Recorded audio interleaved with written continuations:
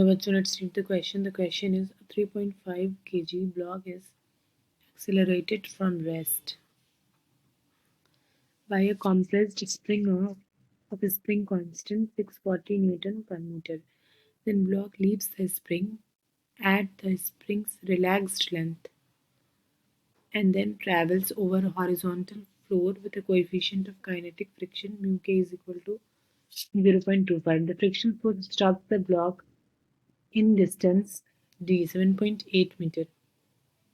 What are the increase in the thermal energy of the block flow system? तो question में जो given है कि एक ब्लॉक है जिसका वेट है 3.5 kg 3.5 kg इसका वेट है और ये एक्सेलरेट हुआ फ्रॉम रेस्ट और ये एक स्प्रिंग से कनेक्टेड है एक स्प्रिंग से कनेक्टेड है, ठीक है।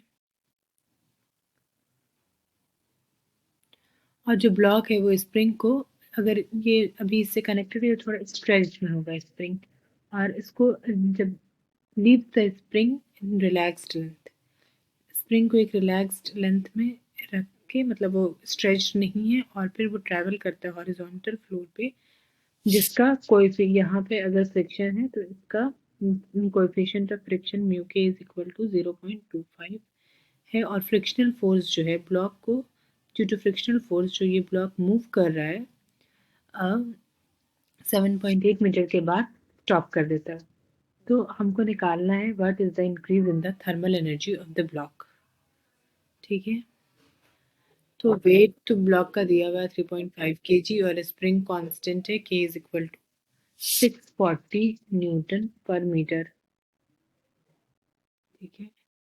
और कितने डिस्टेंस है, d is equal to 7.8 metre.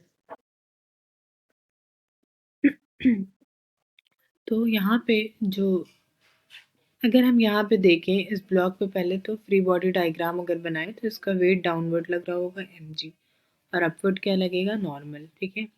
और उसके बाद क्या होगा इस पे, क्योंकि ये फ्रिक्शन फोर्स लगेगा और friction force is given as mu into N, ठीक है।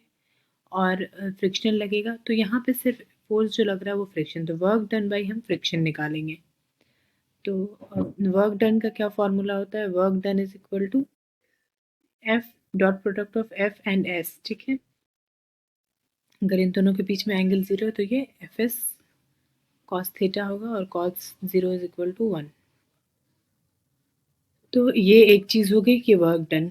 उसके बाद जो जो चेंज इन थर्मल एनर्जी है वो इसलिए है क्योंकि फ्रिक्शन ने इस ब्लॉक पे वर्क डन किया। इस पे जो वर्क हुआ ये जो है थर्मल एनर्जी, अगर इसकी थर्मल एनर्जी क्या है, हीट एनर्जी टाइप का, अगर इसका टेम्परेचर कम था तो बढ़ाया, तो work done is responsible for the change in thermal energy. तो हम डेल्टा यू, अगर थर्मल एनर्जी को कह रहे हैं तो delta U is equal to W हो जाएगा, work done by the frictional force, okay. यहाँ पे एफ इज कॉस थीटा होगा, theta is the angle between F and S. तो इस केस में अगर ये बॉडी आगे की तरफ जा रही है, आगे की तरफ, ठीक है, मूव कर रही है, तो फ्रिक्शन फोर्स इस डायरेक्शन में लगेगा। तो जो वर्क डन हो जाएगा, पहले हम वर्क डन निकालते हैं। This is F S cos 180, 180 मतलब माइनस एफ एस, तो F is mu M G और डी डिस्टेंस, ठीक है, एस की जगह ये डी गिवन है क्वेश्चन में। तो mu is equal to 0.25 into M, M is mass है 3.5 इंटू 9.8 और डी कितना है हमारा, डिस्टेंस जो इसने मूव किया ये है 7.8, माइनस में आएगा ये, वर्क डन तो नेगेटिव है। और ये वर्क डन ये किसके अगेंस्ट में किया है, तो इसकी थर्मल एनर्जी चेंज हुई, ठीक है। तो ये हो जाएगा चेंज इन थर्मल एनर्जी। तो थर्मल एनर्जी बेसिकली अगर हम mu F minus mu initial, U F minus you initial लेंगे, मतलब जो फाइनल माइनस इनिशियल ये निकाल रहे हैं, तो ये माइनस भी हो सकता है प्लस भी हो सकता है।